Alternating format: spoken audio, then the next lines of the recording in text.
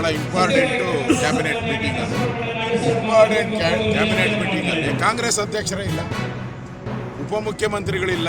ಇದ್ಯಾವ important meeting ಹಂಗಾರೆ? ದಲಿತರದ ಒಂದು ತೀರ್ಮಾನ ತೆಗೆದುಕೊಂಡಿದ್ದೀರಲ್ಲ, ಅಲ್ಲಿ ಇರಬೇಕಾಯ್ತಲ್ಲ. ಡಿ ಕೆ ಶಿವಕುಮಾರ್ ಅವರು ಉಪಮುಖ್ಯಮಂತ್ರಿಗಳು ಮುಂದೆ ಮುಖ್ಯಮಂತ್ರಿಗಳಾಗಬೇಕು ಅಂತ ಕನಸು ಕಂಡಿದ್ದಾರೆ. ಈಗಾಗಲೇ ಡೆಲ್ಲಿಯಲ್ಲಿ ಅಲ್ಲೇ ಚೇರ್ ಹಾಕ್ಕೊಂಡು ಭದ್ರ ಕೂತಿದ್ದಾರೆ. ಕೊಡ್ತಿರೋ ಇಲ್ಲೋ ಒತ್ತು ಕಿತ್ಕೊಂಡು ಅಂತೇಳಿ ಅಲ್ಲಿ ಖರ್ಗೆ ಮನೆ ಹತ್ರ ಎಲ್ಲರ ಮನೆ ಹತ್ರ ಸುತ್ತುತ್ತಾ ಇದ್ದಾರೆ. ಅಲ್ಲಿ ಅವ್ರು ಸುತ್ತುತ್ತಾ ಇರೋವಾಗ ನೀವು ಇಲ್ಲಿ ಮಾಡಿದ್ದೀರಾ ಅಂದರೆ ಡಿ ಕೆ ಶಿವಕುಮಾರ್ಗೆ ಟಾಂಗ್ ಕೊಡೋಕ್ಕೋಸ್ಕರ ಇದು ಮಾಡಿರೋದು.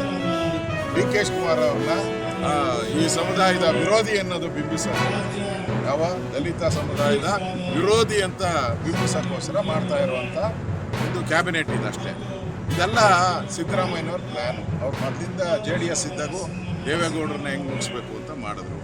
ಈಗ ಡಿ ಕೆ ಶಿವಕುಮಾರ್ನ ಹೆಂಗೆ ಮುಗಿಸ್ಬೇಕು ಅಂತ ಮಾಡ್ತಾ ಇದ್ದಾರೆ. ಒಟ್ಟಲ್ಲಿ ಒಳ ಜಗಳದಲ್ಲಿ ಹಾಳಾಗಿ ಸರ್ಕಾರ ಹಾಳು ಮಾಡಿ ಇಟ್ಟಿದ್ದಾರೆ. ಸರ್ಕಾರದಲ್ಲಿ ಏನು ಅಭಿವೃದ್ಧಿ ಕಾರ್ಯ ಆಗ್ತಾ ಇಲ್ಲ. ಬಡ್ಜೆಟ್ ಆಯ್ತಲ್ಲಪ್ಪ, ಬಡ್ಜೆಟಲ್ಲಿ ಏನೇನು ಘೋಷಣೆ ಮಾಡಿದ್ರು, ಒಂದು ಆರ್ಡ್ರೇ ಆಗಿಲ್ಲ. ಆರ್ಡ್ರ್ ಇಶ್ಯೂ ಮಾಡಬೇಕಾಯ್ತು, ಒಂದು ಆರ್ಡ್ರ್ ಇಶ್ಯೂ ಮಾಡ್ತಾ ಇಲ್ಲ. ನಾನು ಚೆಕ್ ಮಾಡ್ತಾ ಇದ್ದೀನಿ, ಆರ್ಡ್ರ್ ಯಾವುದು ಇಶ್ಯೂ ಮಾಡ್ತಲ್ಲ. ಅಂದರೆ ಈ ಸರ್ಕಾರ ಕುರ್ಚಿಯ ಕಾಳಗದಲ್ಲಿ ಈ ಸರ್ಕಾರ ಪತನ ಆಗೋದು ಶತಸಿದ್ಧ. ಕುರ್ಚಿಯ ಕಾಳಗದಲ್ಲಿ ಈ ಸರ್ಕಾರ ಪತನ ಆಗುತ್ತೆ.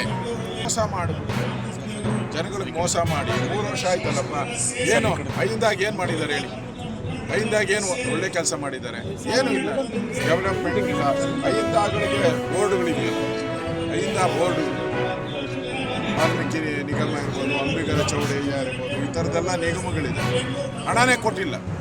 ಇನ್ನು ದಲಿತರಿಗೆ ಹಿಂದುಳಿದವ್ರಿಗೆ ಏನು ಮಾಡಿದ್ದಾರೆ ಅಂತ ಇವರು ಸಾಧನೆ ಮಾಡೋಕ್ಕೆ ಸಮಾವೇಶ ಮಾಡ್ತಾ ಇದ್ರು. ಇದೆಲ್ಲ ನಾಟಕ. ಸಿದ್ದರಾಮಯ್ಯನವರು ಕುರ್ಚಿಯನ್ನು ಬಿಟ್ಕೊಡೋಕ್ಕೆ ಆಗದೆ ಡಿ ಕೆ ಶಿವಕುಮಾರ್ಗೆ ಟಾಂಗ್ ಕೊಡೋಕ್ಕೋಸ್ಕರ ಮಾಡ್ತಾ ಇರುವಂಥ ಸಮಾವೇಶ ಅಷ್ಟೇ. ಅದು ಡಿ ಕೆ ಟಾಂಗ್ ಸಮಾವೇಶ, ಅಹಿಂದ ಸಮಾವೇಶ ಅಲ್ಲ.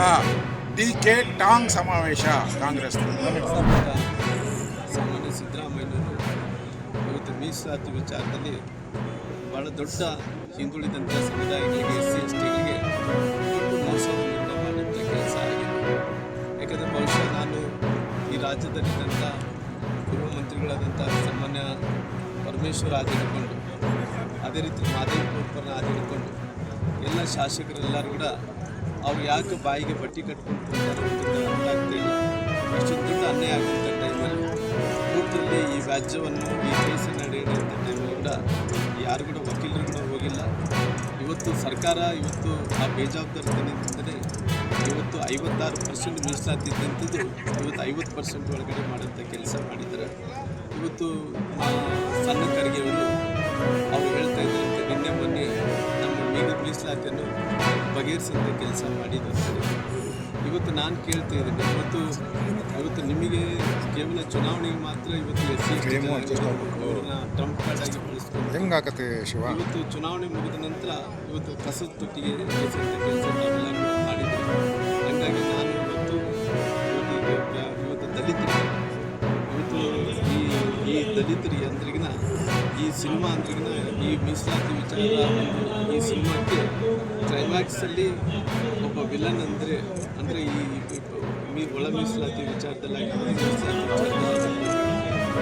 ಈ ಸಿನಿಮಾಗೆ ಹೀರೋ ವಿಲನ್ ಆಗಿದ್ದಾರೆ. ಆ ದಲಿತರಿಗೆಲ್ಲ ವಿಲನ್ ಸಿದ್ದರಾಮಯ್ಯ ಅಂತ ಮಾತಾಡ್ತಾರೆ.